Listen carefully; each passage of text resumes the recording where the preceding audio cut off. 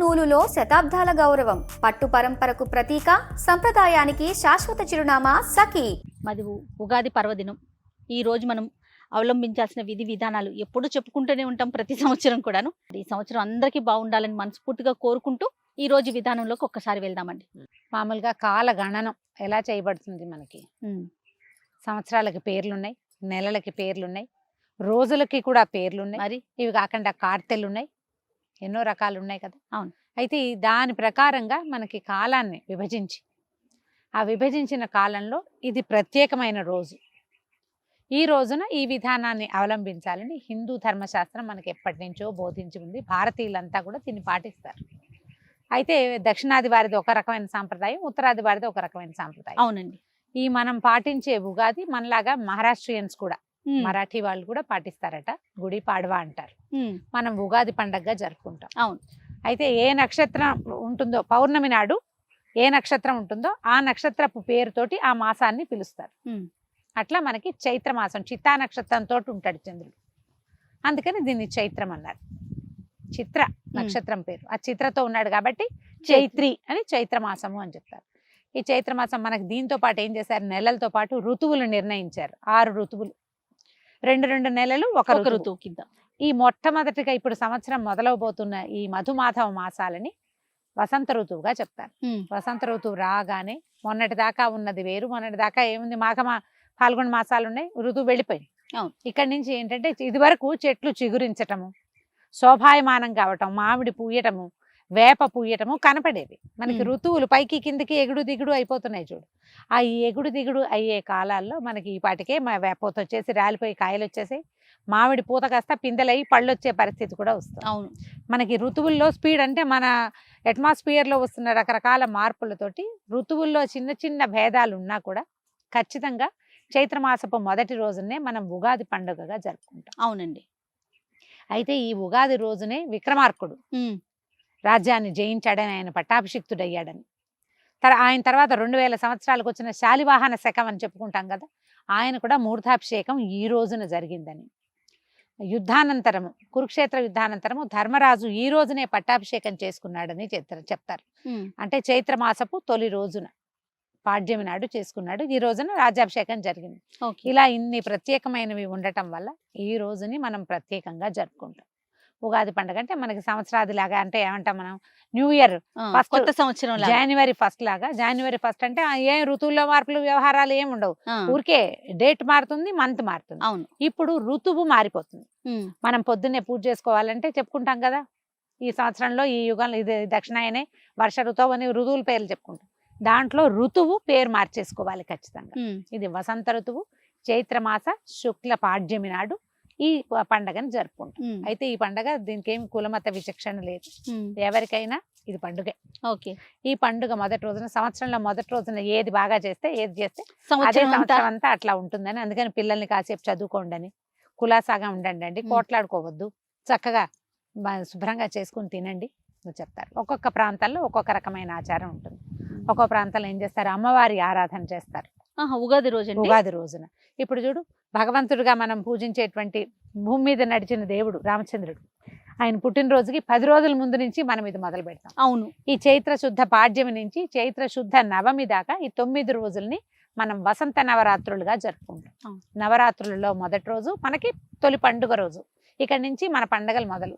ఈ 9 రోజులు రాముల వారిని తలుచుకుంటూ ఈ రోజున పసుపు కొడతారు, ఈ రోజునే ఇంట్లో బాసకాలు అవి తయారు చేయటం మొదలు పెడతారు, మన మామిడికాకు తోరణాలు కట్టుకుంటారు, పండుగ వాతావరణం మొదలవుతుంది.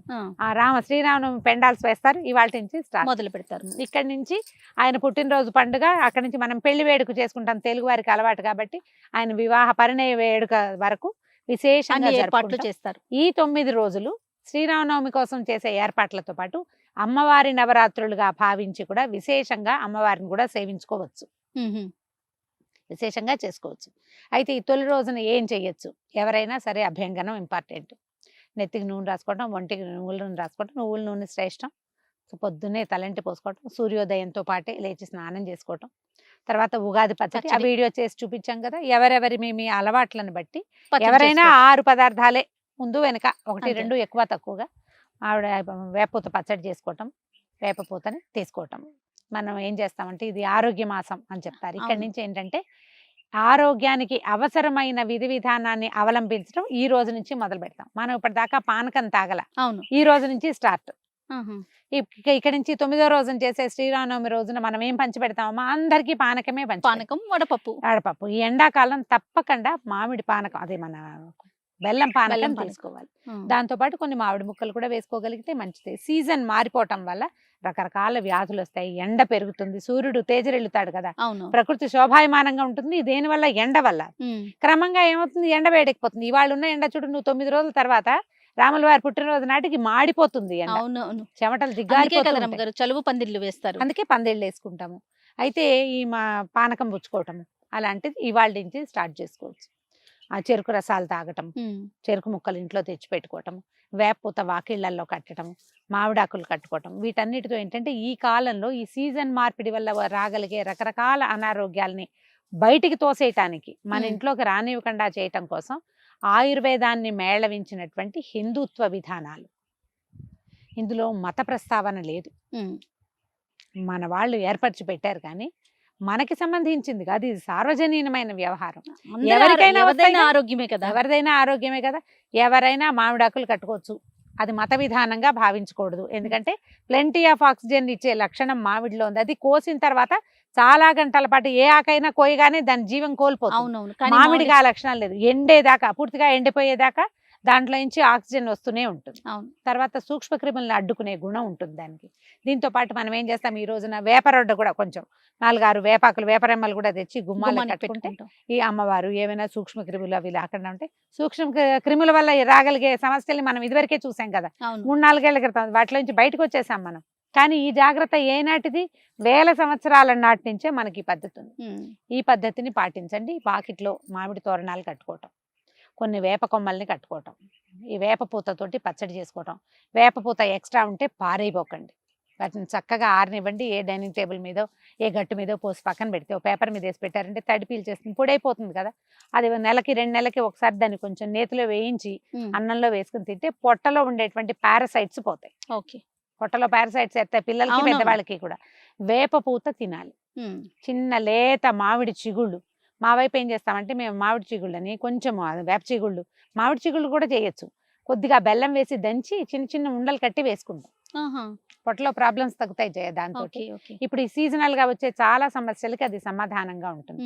పండుగని ఒట్టి పండుగగా కాకుండా ఆరోగ్యవంతమైన పండుగగా చేసుకోవచ్చు. దీంతో పాటు అమ్మవారికి ఉపహారాలు ఎత్తటము, అమ్మవారి నైవేద్యాలు పెట్టడం అని ఒక విధానాన్ని పాటిస్తారు. గోదావరి జిల్లాల వైపు ఉంది, తూర్పు మనము వైజాగ్ ఆ వైపు కూడా చేస్తారు. మన తెలంగాణ ప్రాంతంలో మరి అమ్మవారికి ఏం నివేదన పెడతారో అంత గట్టి అవగాహన లేదు నాకు. ఇక్కడంతా కూడా పచ్చడి చేసుకుంటారు, ఉగాది పచ్చడి చేసుకుంటారు. ఆ వైపు ఏం చేస్తారంటే అమ్మవారి కోసమే ఒక 5 రకాల నైవేద్యాలు చేస్తారు. గారెలు, బూరెలు, పాయసము, పులిహోర, పొంగు బూరెలు లాంటివి చేసి, అన్నం, పప్పు, కూర, కలగూర ఒకటి చేస్తారు. అవన్నిటిని 2 అరిటాకుల్లో వేసి పెట్టి నివేదన చేస్తారు. మా వైపు అయితే చాకలికి ఇస్తారు ఒక ఆకుని, రెండో ఆకు మనం ఇంట్లో ప్రసాదంగా పుచ్చుకోవచ్చు. మన అలవాటు బట్టి అమ్మవారికి ఉపహారాలు ఎత్తటం అంటారు.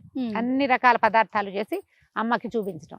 ఇది మళ్ళీ ప్రత్యేకంగా మన ఇంట్లో అమ్మవారే ఉండక్కర్లా, గోడకి వేస్తా గుండ్రంగా పసుపు రాసి ఒక 3 కుంకుమ బొట్లు పెడతాం ఇట్లా అడ్డంగా. 1, 2, 3, 4 కుంకుమ బొట్లు చుక్కలు, 3 అడ్డచారలు పెట్టంగానే మనకు ఒక దైవీ భావన వస్తుంది. అంతే. అక్కడ నివేదన చేసినా చాలు. ఇంట్లో అమ్మవారిని ఉండాల్సిన అవసరం ఏం లేదు. కొంతమంది దగ్గర గుండ్రాయి గౌరీదేవి ఉంటుంది, అక్కడైనా నివేదన చేసుకోవచ్చు, చేసి ఇవ్వచ్చు. ఒకవేళ మనకు అది అలవాటు లేదనుకోండి, మామూలుగా మనం ఎలాగో పండక్కి పెట్టుకుంటాము, గారెలు, బూర్లు, పాయసం, పులిహోర, దద్దోజనం ఇవన్నీ చేసుకుంటాం కదా, స్నేహితులతోటి పంచుకోండి. ఈ రోజున ప్రత్యేకంగా చేయవలసింది ఏంటంటే, ఒకటి నింబకుసుమ భక్షణ అంటే వేపపూత తినడం, తర్వాత సాయంకాలము మన ఉగాది పంచాంగ శ్రవణం. పంచాంగ శ్రవణం ప్రత్యేకంగా ఈ పండగకి ఏం చెప్తారంటే, ఒక్కసారి గడిచిన సంవత్సరం ఎలా ఉందో జ్ఞాపకం చేసుకుని ఆ ఇబ్బందుల్ని ఈ సంవత్సరం రాకుండా ఉండాలన్న ఒక ఆశావహ దృక్పథంతో మనం పంచాంగ శ్రవణం చేయాలి. పంచాంగ శ్రవణం చేస్తే ఏంటంటే, పంచాంగం 5 అంగాలు ఉన్నాయి కదా, తిథివార నక్షత్రాలు, తిథివారము, నక్షత్రము, కరణము, యోగము, ఈ 5టిని కలిపి పంచాంగం అంటారు. ఇందులో ఏమున్నాయి, మనకి మన రోజు ఎలా ఉంటుందో నిర్ధారించబడుతుంది. రాబోయే నెలల్లో మనకి ఏ ఇబ్బందులు రావచ్చో అది. దీంతో పాటుగా ఇంకో ప్రత్యేకమైన విషయం ఏంటంటే, మనకి ఆహారం ఇచ్చేటువంటి పంటల్ని ఏ కార్తెల్లో పెట్టాలి. కార్తెలు నిర్ణయించబడతాయి కదా. అవునవును. సూర్యుడున్న నక్షత్రాన్ని బట్టి కార్తెలు నిర్ణయించబడతాయి. ఉమ్, చంద్రుడున్న నక్షత్రాన్ని బట్టి మాసాల నేమ్స్ పేర్లు అలా వచ్చినాయి కదా. ఈ కార్తెల ప్రకారం మనకి ఆహారాన్ని ఇచ్చేటువంటి ఈ కార్తెలు మరింత ఆరోగ్యవంతమైన కార్తెలుగా ఉండటం కోసం నమస్కారం చేసుకోవటం. మనం అవన్నీ వింటున్నాం అనుకో, ఈ సంవత్సరం ఇవి బాగుంటాయి అంటే ఒక సంతోషం వస్తుంది. అవును అవును. ఆ సంతోషం వల్ల మనకి కలగబోయే ఇబ్బందులు ఏమైనా ఉంటే అవి కొంచెం ఏమన్నా పరిహారాలు ఉంటే చేసుకోవటానికి కూడా అవకాశం ఉంటుంది. ఏడాది ఈ ఇబ్బందులు రాబోతాయి, దీనికి ఈ దేవాలయాలకు వెళ్ళాలి, అవన్నీ ఆలోచించుకుంటాం కదా. ప్రాబ్లమ్స్ వస్తాయి, ఎక్కువగా గుళ్ళకి వెళ్దాం, ఏమైనా ప్రాబ్లమ్స్ వస్తాయి అన్నదానం చేద్దాం, ప్రాబ్లమ్స్ వస్తాయి జాగ్రత్తగా ఉందాం, ఎన్ని రకాలు ఆలోచిస్తాం. అవును. ఈ అన్ని ఆలోచనలకి ఈ రోజే ఆధారంగా ఉంటుంది. దీనికి ప్రత్యేకంగా వాళ్ళు ఏదో చదువుతారు, అది మనకు అర్థం కాకపోయినా మనది మనం చదువుకోగలుగుతాం కదా. ఉమ్, తర్వాత టీవీలలో వస్తాయి, సోషల్ మీడియా అంతా కోడైకి వస్తూ ఉంటుంది. అవును. ఎక్కడో ఒక చోట నుంచి చక్కగా ఇంటిల్ పాది ప్రశాంతంగా కూర్చుని వినండి. ఉగాది పండగని ప్రశాంతంగా జరుపుకోండి. ఏ రకమైన కొట్లాటలు గొడవలు పడద్దు. సంవత్సరపు తొలి రోజున, అది కూడా చాలా ప్రత్యేకమైన ఖగోళ శాస్త్రం ప్రకారం ఇది చాలా ముఖ్యమైన రోజు. అవును. ఈ రోజున మనం మన చుట్టూతా ఉన్నటువంటి వాతావరణాన్ని పాడు చేసుకోవద్దు. సాధ్యమైనంత పాజిటివ్గా, హెల్దీగా, సంతోషకరంగా, ఆహ్లాదభరితంగా ఉంచుకుంటే ఇదే ఆహ్లాదం క్యారీ ఫార్వర్డ్ అవుతుంది కదా, Yes. సంవత్సరం అంతా ముందుకెళ్తుంది. అలా ముందుకు తీసుకెళ్ళండి ఉగాది పండుగని.